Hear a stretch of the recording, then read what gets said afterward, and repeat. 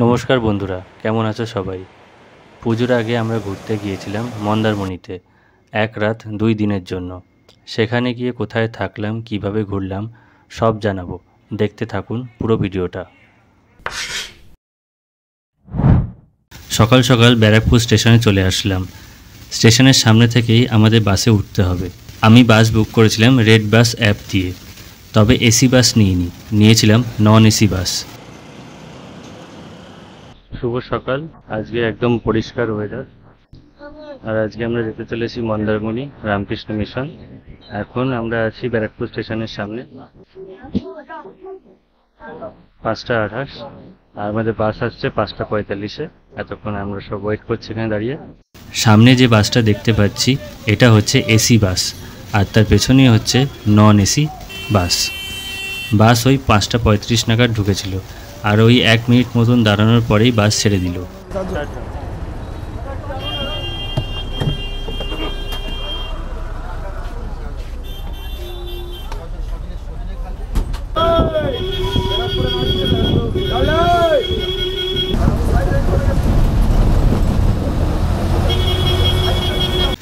এখন আছি সোদপুর ট্রাফিক মোড়ের সামনে দাঁড়িয়ে। এখন যাব ডানলপ মোড়ের দিকে। সকাল সকাল রাস্তা ফাঁকা পাওয়ায় বাস ভালোই টানছে।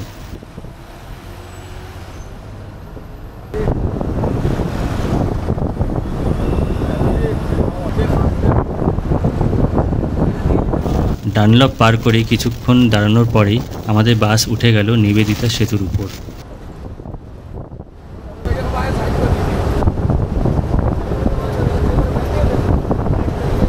এই সাত সকালে গঙ্গা নদীকে সবচেয়ে বেশি সুন্দর লাগে দেখতে, সাথে রাস্তাও স্মুথ, তাই নন এসি বাস নিলেও খুব একটা ঝাঁকুনি আসছিল না। এবার আমরা ঢুকছি NH6 হাইওয়েতে। এবার আমরা ধুলাগড়, বাগনান এসব ছাড়িয়ে ঢুকলাম কোলাঘাট। আর এই হচ্ছে কোলাঘাট ব্রিজ থেকে খুব সুন্দর দৃশ্য। কোলাঘাট ছাড়িয়ে কিছুটা আসার পর আমরা দাঁড়ালাম একটা রেস্ট স্টপে। এখানে একটা ফ্রি টয়লেট আছে সবার জন্য, প্লাস এখানে বেশ কিছু অস্থায়ী খাবারের দোকান দেখলাম। এখানে ডিম টোস্ট, কচুরি পাওয়া যাচ্ছিল। কিছুক্ষণ পর আমাদের পেছনের এসি বাসটাও এসে এখানে স্টপ নিল।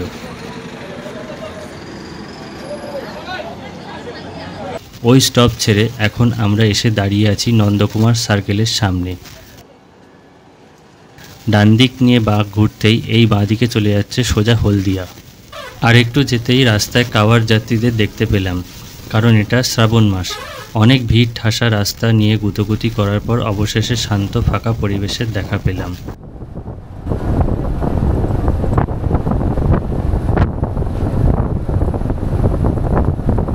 আর এটা হচ্ছে কন্টাই, আর আমরা এখন কন্টাই বাইপাস ধরছি। কন্টাই বাইপাস ছেড়ে আসার পর আর মাত্র 5.5 কিলোমিটার বাকি। আর এই আমরা পৌঁছালাম চাউলখোলা বাস স্ট্যান্ড। এবার এখান থেকে আমাদের অটো বা টোটো নিয়ে যেতে হবে রামকৃষ্ণ মিশন। আমাদের বাস ঠিক টাইমে ঢুকেছিল একদম।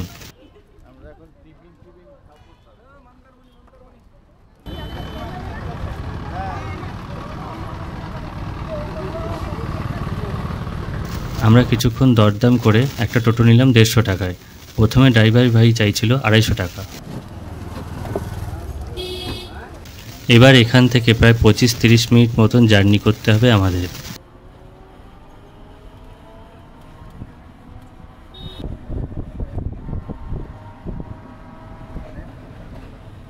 এর মাঝে মাঝে রাস্তা খারাপ, আর তার সাথে টোটোর ঝাঁকুনি খেতে খেতে পৌঁছতে হবে আমাদের। কিন্তু রাস্তায় মাঝে কজন দাঁড়িয়ে চাঁদা চাইছে দেখলাম গণেশ পুজোর নাম করে। আমরা প্রায় পৌঁছে গেছি আমাদের গন্তব্যে। এই রাস্তাটা মন্দারমণি বিচে ঢুকে বাঁ দিক নিলেই পড়ে যাবে। মন্দারমণি থেকে 2-3 কিলোমিটার দূরে এই আমাদের মিশন। এই পৌঁছে গেছি মিশন। এটা হচ্ছে মিশনের স্কুল, আর এটা হচ্ছে মিশনের সদর দরজা।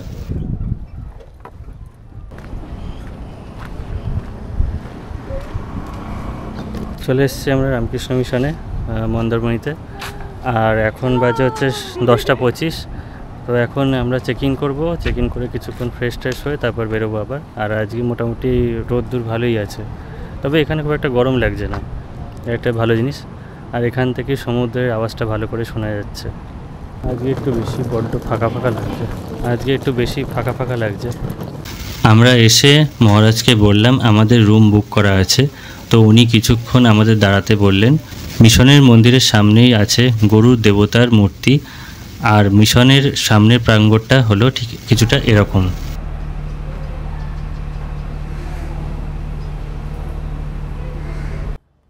আমরা এখন যাচ্ছি আমাদের ঘরের দিকে, আর এবারে এটা আমাদের নতুন বিল্ডিংয়ে পেয়েছি। উপরে যেতে হবে, হ্যাঁ ওইখানে জুতো ফেলবো। এখন আমাদের রুম রেডি হয়নি, তো এখন ঝাড়পোছ চলছে, ক্লিন হয়নি। ক্লিন হওয়ার পর আমরা ঢুকতে পারবো। এখন বাজে হচ্ছে গিয়ে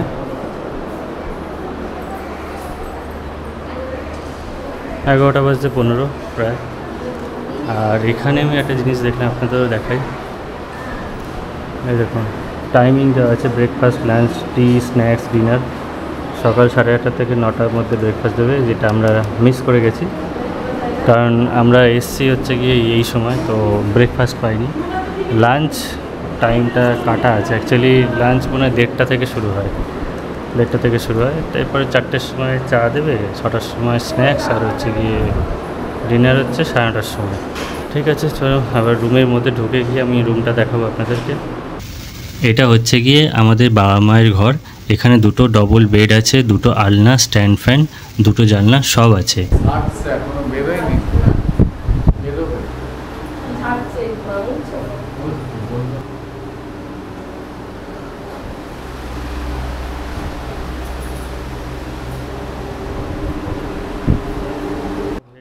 আর এটা হলো আমাদের ঘর, এখানেও সেম, শুধু একটা সিঙ্গেল বেড আছে। ডবল বেড একটা, এখন এটা পরিষ্কার হয়েছে তাই ঢুকতে পারবো না। এই রুমটা একটু ছোট লাগছে আমাদের ওই রুমের থেকে, এটা আমরা থেকে যাচ্ছি বা আমরা ওইটাই থাকুক। তো এখন আমরা আমাদের রুমে আসছি, তবে এই ঢুকে গেলাম। আর হচ্ছে এই রুমটা ওই রুমের থেকে একটু ছোট লাগছে। আর এই হচ্ছে বাথরুম। আরও একটা তুমি ভালো জিনিস হচ্ছে বলে, রাত্রিবেলা যদি মশা টশা কামড়ায় তার জন্য হচ্ছে অল আউট।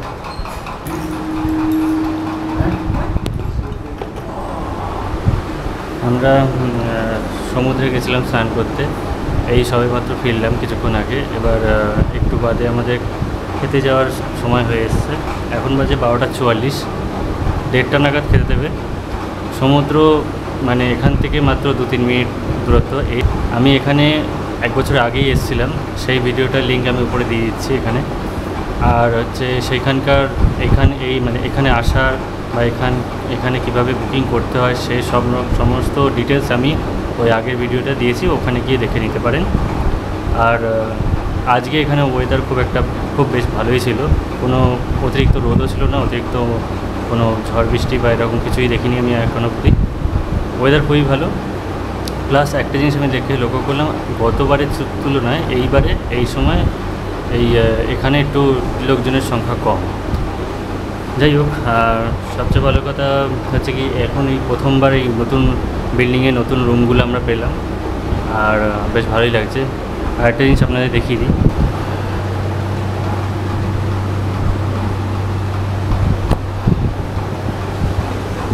তো যাই হোক, একটু বাদে কী করব না করব আস্তে আস্তে সব দেখাবো, সঙ্গে থাকুন, দেখতে থাকুন। এটা হচ্ছে আমার পাশের ঘর, মানে বাবা মায়েদের ঘরের রুমের ভিউ। এখন বাজে হচ্ছে দুপুর 1টা, কয়টা গরু চড়ছে আর একদম শান্ত পরিবেশ। দুপুরের খাবার খেতে আমরা চলে আসলাম ডাইনিং হলে, যেটা আমাদের রুমগুলোর ঠিক নিচেই রয়েছে।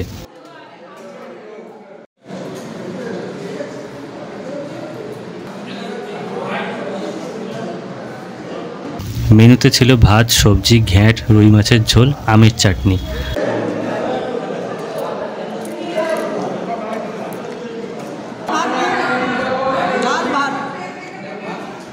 তো এখন আমাদের খাওয়া দাওয়া হয়ে গেছে, তো এখন এই আশপাশে একটু পাইচারি করব। আর আজকে যথেষ্ট ভালো রোদ আছে, সেরকম দূরে তো কোথাও যেতে পারবো না, কিন্তু ওই দিকটাও যাওয়া যায়, স্কুলের এখানটায়। ওপরের ব্যালকনিটা কিছুটা দেখতে এরকম, এখানে বসার জায়গা আছে, চেয়ার টেয়ার পাতা যায়। আর ঠিক এই পোর্শন থেকে খুব ভালোভাবে হাওয়া আসছে। আর আমাদের পুরনো বিল্ডিং, মানে এটা হচ্ছে পুরনো বিল্ডিং, এর আগেরবার যখন এসেছিলাম তখন এই দিকেরই একটা ঘর আমরা পেয়েছিলাম। আর সেইবারে এখন আমরা নতুন বিল্ডিং যেহেতু, সেই জন্য আমাদেরকে ওইদিকে যেতে হয়েছে। কিন্তু এই জায়গাটা তুলনামূলকভাবে বেশ ভালো ওয়েদার, মানে বেশ ভালো হাওয়া চলছে। কি হাওয়া! তো এখন আশেপাশে সামান্য একটুখানি ঘুরে গিয়ে শুতে হবে। শুয়ে বিকেলবেলা আমাদের বেরোনো আছে, কোথায় কি যাব সেটা আস্তে আস্তে জানাবো। এখন বাজে বিকেল 5:06, আর এখন বেরিয়ে পড়েছি আবার মন্দারমণির দিকেই যাব। আর ঠিক করেছি এখন, মানে এখনও ঠিক হয়নি ঠিক কোথায় যাব, কিন্তু আমার ইচ্ছা আছে যে লাইট হাউসে যাওয়ার, তাজপুর লাইট হাউস। কিন্তু এখন সমস্যাটা হচ্ছে এখান থেকে কিসে করে যাব।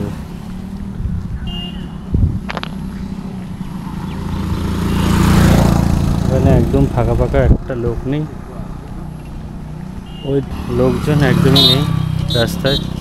টোটো লাগবে একটা, নয়তো যাওয়া যাবে না। এবার দেখি এখানে দাঁড়ানো কিছুক্ষণ, তারপরে যেতে হবে।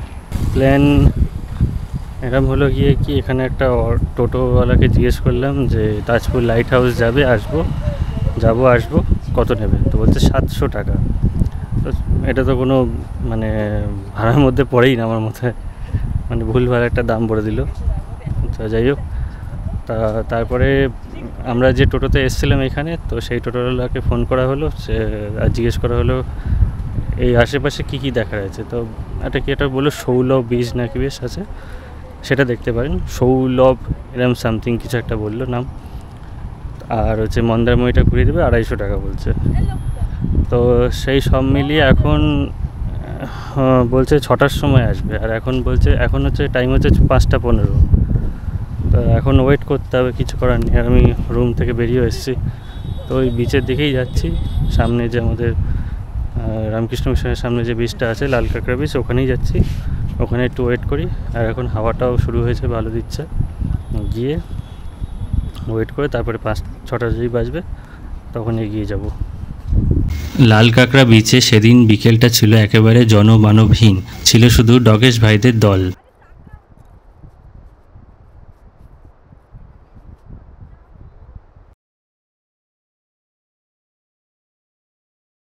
তো এখানে হচ্ছে কি একদম লাল কাঁকড়াগুলো সব বেরিয়ে এসছে, এই হচ্ছে কি সব গর্ত। আর ওইখানে পুরো একদম গিজগিজ করছে। সামনে গেলে এখানে সর্বত্র লাল কাঁকড়া সব ঘুরে বেড়াচ্ছে। তো ছোট ছোট লাল কাঁকড়া সব দৌড়ে দৌড়ে বেড়াচ্ছে। আমি ফোনের ক্যামেরা বা এই ক্যামেরাতে দেখাতে পারবো না, বাট নিজের চোখে দেখতে পাচ্ছি সব দৌড়ে দৌড়ে বেড়াচ্ছে, পুরো ভর্তি হয়ে রয়েছে। সমুদ্র কোথায় পিছিয়ে চলে গেছে মানে তার কোনো আন্দাজ নেই। ওইখানে হচ্ছে কি আমরা স্নান করছিলাম সকালবেলা, আর সেখানে জল কোথায় চলে গেছে। এবার আমার বাবা ফোন করলো যে একটা টোটো দাঁড় করিয়ে রেখেছে, তো সেখানে যেতে বলছে। এখন বাজে হচ্ছে 5:26। তো চলো যাওয়া যাক। এখানে আমি একটু চেক করছিলাম যে কখন সানসেট হবে, তো দেখছিলাম যে 6:13 নাগাদ সানসেট হবে। তো এখনও মোটামুটি 1/2 ঘন্টা 45 মিনিট মতন ভালোভাবে ঘুরতে পারবো। আমার ইচ্ছা ছিল একটু তাজপুর লাইট হাউসটা যাওয়ার, কারণ গতবার লাইট হাউসে গেছিলাম আর অসাধারণ ভিউ পেয়েছি, হাওয়াও যথেষ্ট ভালো ছিল, মানে অসাধারণ এক্সপিরিয়েন্স ছিল। তো এবারে মনে হয় না সেটা হবে, তবে যতটা হয় দেখা যাক কি হয়।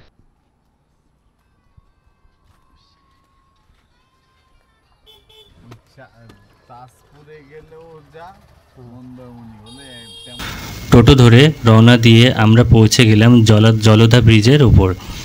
এখান থেকে মোহনা দেখা যায়।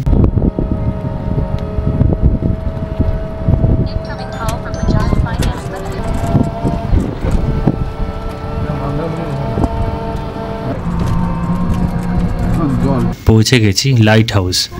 3-6 তলায় উঠতে হবে।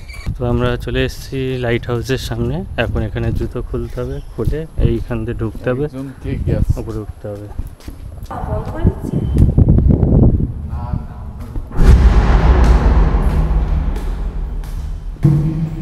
আগেরবার লাইট ছিল না, এবারে লাইট জ্বালিয়েছে।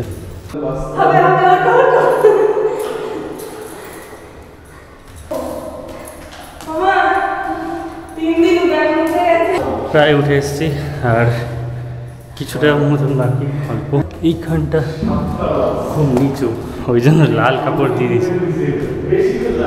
বেশ অনেকগুলো সিঁড়ি বেয়ে উপরে উঠে আসাটা ঠিক সার্থক হলো। কি দারুণ ভিউ বলে বোঝানো যাবে না।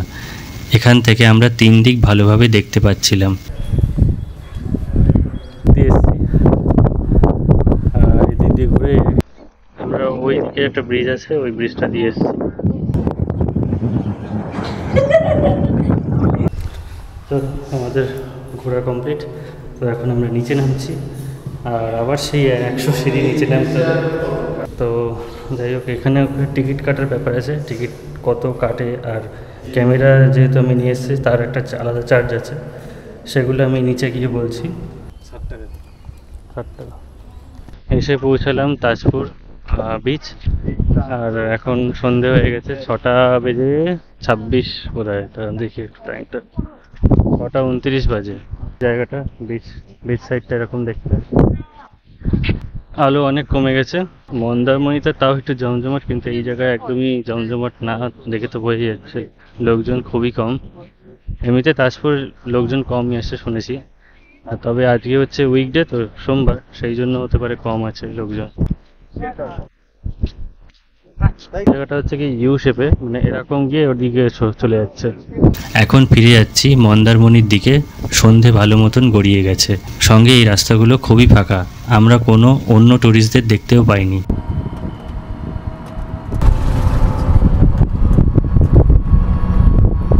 পৌঁছে গেছি মন্দারমণি বিচ, খুবই ফাঁকা দীঘার তুলনায়। তার সাথে খাবারের দোকানও খুব একটা বেশি নেই। এখানে একদম বিচের সামনে গিয়ে একটা চায়ের দোকান পেলাম, চা নিলাম, সাথে চিকেন পকোড়া হাফ প্লেট 80 টাকা নিয়েছিল। টেস্ট মোটামুটি ছিল।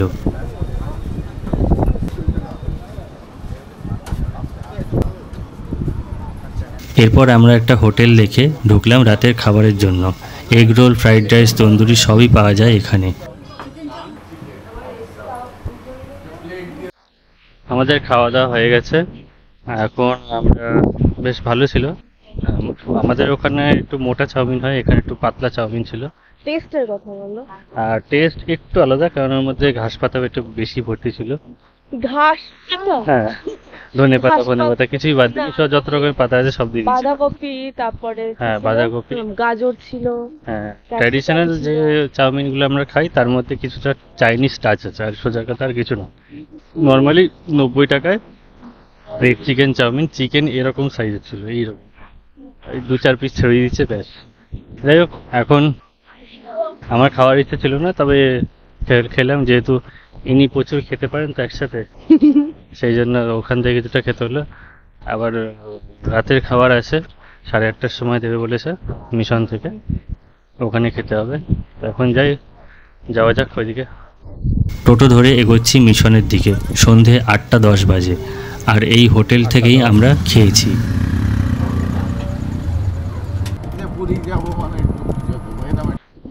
চলে এসেছি মিশনে। আমাকে দেখা যাচ্ছে কিনা আমি ঠিক জানি না, তবে এই হচ্ছে অবস্থা চারিদিকে, একদম পুরো অন্ধকার ঘুরঘুটে। আর ভালোই হলো ঘোরাটা, মোটামুটি। বেরিয়েছিলাম 5টার পরে, এখন বাজে হচ্ছে 8টা 20-21, ঠিকঠাকই হলো। এবার এখন ঘরে যাবার, তবে এখন আমাদের ঘরটা কিরকম অবস্থা সেটা দেখতে হবে, গরম না ঠান্ডা। দুপুরবেলা বেশ ভালো গরম ছিল, আর এখানে কারেন্ট যাওয়ার একটা সমস্যা আছে। আজ সারাদিনের গল্পটা এখানেই শেষ করছি, আবার দেখা হচ্ছে নেক্সট পার্টে। কেমন লাগলো জানিও, লাইক সাবস্ক্রাইব করে মোটিভেট করো।